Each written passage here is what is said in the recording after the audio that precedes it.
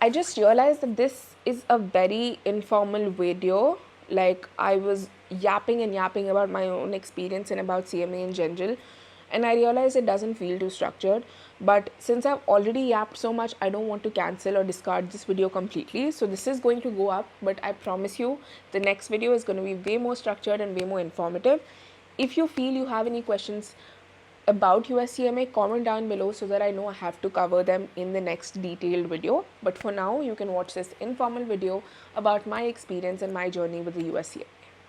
Hello everyone, welcome back to my YouTube channel. My name is Ananya and I honestly don't have a structure in terms of what sort of videos to be putting out. So you might notice that there's no theme in the kind of videos that show up on this channel.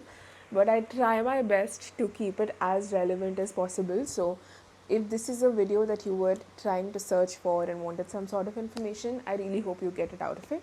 Anyway, let's get into the video. So I have honestly procrastinated making a video about US CMA for the longest time. It's mostly because I don't exactly remember the kind of process that I did follow for the US CMA exams. I feel like for CFA it was much more easier to make videos because I had done level 1 during college and then I was doing level 2, and because I was doing level 2 I was somehow remembering the things that I did during level 1. But with CMA, both the parts I did it during my second year, and it's just something that was so quick that I don't remember the kind of process that I followed and everything. So I just thought I'll make an overall video about CMA and how it helped me out and everything of that sort. But it won't be as informative as I want it to be, but let's just hope it is as good as possible. Okay, so first things first, let's just give you a timeline of the USCMA exams for me. I gave these USCMA exams in 2023. Now there's two parts for the CMA exams. There's part 1 and part 2. The part 1 exam, I remember I gave it in the end of May. And I remember this very clearly because my exams for like my end term exams for college ended in May mid or around May 15th or something like that, or like much before that, something along those lines. And I remember I had like 15 to 20 days between the exams and the CMA exam. And I remember thinking that I need to be studying like every single day for like 10 hours straight, 12 hours straight to get this exam done. So yeah, the part 1 was done in less than a month, 100%, because I remember being on a high alert. The part 2 was scheduled for the end of June or the end of July, one of those, but I couldn't really. I had just started an internship at Deloitte and I couldn't really get a leave for writing the exam. So I decided to postpone it to the next window, which was the September window. So I gave CMA Part 2 in September 2023. Again, I was balancing the internship and the start of my third year, so I wasn't really getting the right time to study for the exam. So I'm guessing I had started studying in the month of September itself. So all in all, I feel like an effective duration of 1 month each was given for each part, CMA Part 1 and Part 2. But I need to specify the kind of background I had before these, which makes it possible to pass these exams. So I gave it, as I mentioned, in the end of my second year when my third year was beginning. So by this time, I had a very solid understanding and a very solid introduction to accountancy, which I feel is an extreme necessity for exam like CMA. But I have to preface this by saying that if you're someone who's even remotely thinking about exploring finance and accounting and thinking of doing other professional certifications, and you have the time to spare, you have the money to spare, and you have the zeal to actually do some certification, I feel the US CMA is the best certification for it. It covers almost a lot of concepts of finance and accounting that are going to be extremely useful in other professional certifications. And it's also a very good exam in terms of just testing your basics. Yes, there's a lot that you learn in terms of costing, in terms of variance costing, in terms of a lot of concepts that won't really be tested on a normal basis in other fields of accounting and finance apart from management accounting, but it's still a very good base for you and it's a very solid ground for you to build up if you're planning to do more in this field. So if there's questions in your mind about, is it for me, is it something that I should pursue, I think more, you need to think more from the aspect of how useful the certification can be, and not from the perspective of, am I going to get a job out of this or something. Because the number one thing that it's going to help is make your concepts better, and it's going to test you on concepts in multiple aspects, and it's really going to make you feel more confident about your finance and accounting expertise, if you can say so. Now, I'm not going to lie to you, it is not the easiest exam to crack. I do feel like the difficulty level felt a little bit more at ease after I completed my CFA level 1 and level 2. That is probably why that if someone comes up to me, I would probably say, yeah, I found part 1 of the CMA a little bit easier than CFA level 1 or something like that. But it varies by person. Now, I have to mention this. My experience with the CMA part 2 exam was a lot more challenging as compared to my CFA level 1. Now, that's something you probably won't hear a lot of people say, because if you go online and if you look at people's experiences and everything, you'll find a lot of people saying that they actually find the CMA part 2 easier than the CMA part 1. But I found it to be the opposite. And that is probably because the kind of concepts that are tested in each of the parts are very different from each other. With part 1 being a lot more emphasis on accounting, while part 2 being a little more, you know, how do I say it? A little more, biased towards finance.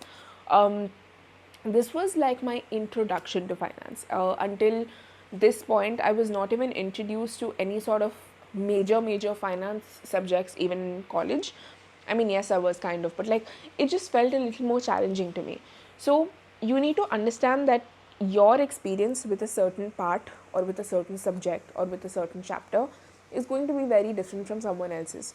So if someone is saying that part 2 is easier than part 1, do part 2 before, I don't think it can apply to you.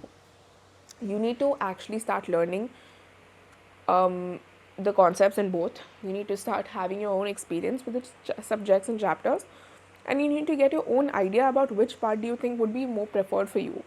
And then you'll get a solid idea about which one to do first. But don't go blindly with what people are saying, because genuinely for me it was the complete opposite. People said part 2, but I found part 2 more hard. So you get the idea, right? Like it's very difficult to navigate it. Like it may seem a little daunting, a little challenging, but slowly you'll realize that it just gets better in some way or the other for you to navigate and decide which one to do first. So just to give like a small brief context about the US CMA, there's 2 parts again, like I mentioned. Each part has about 100 MCQ questions, and then it has 2 essay questions. Now you can only attempt the essay questions, which is the part which is like the second section of the exam, if you get at least 50% questions right out of the 100 MCQ questions. So on the exam day, when you're giving the exam, you have 4 hours in total. You get 3 hours for the 100 MCQ questions. Now, only if you get a percentage more than 50% out of this, like you get 50 out of 100 correct, or you get like, there's some scaled score and all. I feel like I've never really been able to figure out the score part of it. Just understand that you'll only get access to the essay question part if you have done at least half of the questions right. Then once you're done with that 3 hours, you get 1 hour for 2 essay questions. I personally never did prepare separately for the essay questions, because it felt like once you get your concept sorted for the MCQ part of it, your your prep for the essays is kind of sorted. But disclaimer, I probably never was required to do it, because my grasp with English comes very naturally. The essay questions are the only part of the entire US CMA exam which is checked by a human supervisor or whatever. The MCQ questions that you do is, it can be checked by a machine. It's just like checking if you did the right question or not. But the essay part of it is actually read by humans. They will decide what is your grasp of the concept based on how you structure it, how you write it. So if you are someone who doesn't feel like your grasp with English comes very naturally, you might have to practice a little bit. It's not rocket science. It's not something that has to be practiced and practiced day by day and night. But yes, if it's not something that comes very naturally to you, you will have to spend a little bit of amount of time just like trying to perfect it and trying to navigate through it, because it needs to feel a lot more structured on the exam day. So, um, let's talk part wise, okay? So, part one felt a lot more accounting focused. It felt like something that was truly giving you a lot more perspective into how accounts works. So, it starts off with the entire balance sheet, income statement, equity, all of the basics of accounting that you probably would have learned in 11th and 12th and for first year, second year, or whatever in college. So I personally feel you can look at CMA as a certification right after 12th grade. I think that is the requirement as well, that you have to have finished high school. Um, but it is definitely something that requires some sort of basic understanding of accounting. But if you don't have it, then definitely like it is still covered in CMA. So um, it's a great certification to start off with. I will keep saying it because I always and always will thank God for helping me find CMA before CFA or CPA or whatever, because the kind of structure it set for me, I feel like it really did help in terms of CFA. To give a context, I gave my CFA level 1 in November 2023, and my CMA exams were in May and September of the same year. So the structure of the entire accounting thing was set by CMA for me, and a little bit of finance too, because a lot of the portion, a lot of the concepts in part 2 were the same as those in CFA level 1. So it really does give you some sort of comfort to think that, oh, okay, I've learned this before, I've cracked this before, I've passed this exam before. So it should be easier in this next certification that I'm doing. And I didn't realize that before. I thought that they'll be completely different things. But at the end of the day, you have to understand that it's accounting and finance, it's certifications in this industry, in this field. So they will somehow be interconnected, because the portion that you're learning, the syllabus that you're learning is concepts. And concepts will be same across professional certifications. So that sort of advantage will really help you feel more and more confident with the kind of portion that you're attempting. Whether it's for another certification, whether it's for your college exams, whether it's for just gaining expertise in the subject matter for corporate, it's always helpful.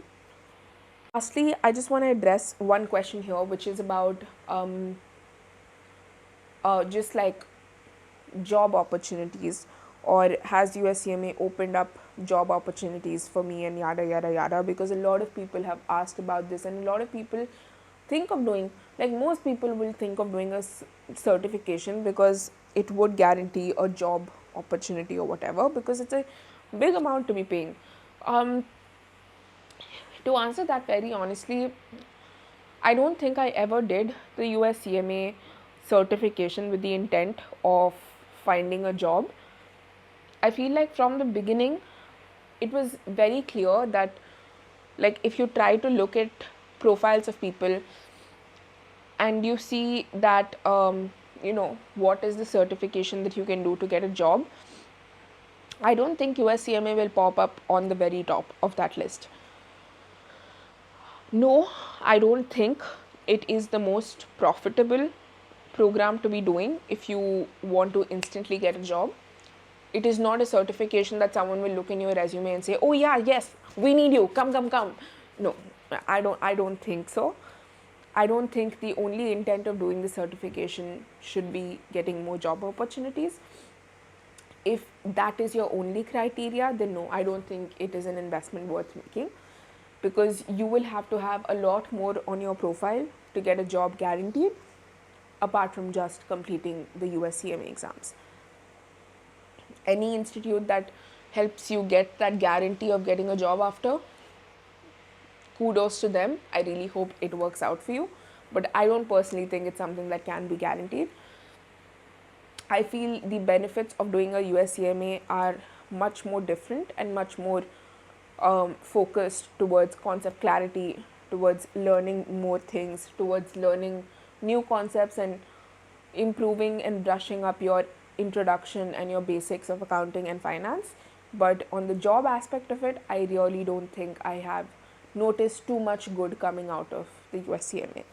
but I love the certification. I love how the exam is structured. And yeah, it's a great certification to consider if you have the time, money, and the intent to study and complete the certification. On that note, we are going to be ending this video, a very informal video that I really did not intend on making, but I just thought it is high time I make a video on US CMA and start a US CMA series on this channel, because it has been long due. I promise the next video on this YouTube channel and about US CMA is going to be very structured and very informative. But as of now, I hope you like this video. Please subscribe, hit the like button and comment down below, and I will see you next time. Bye.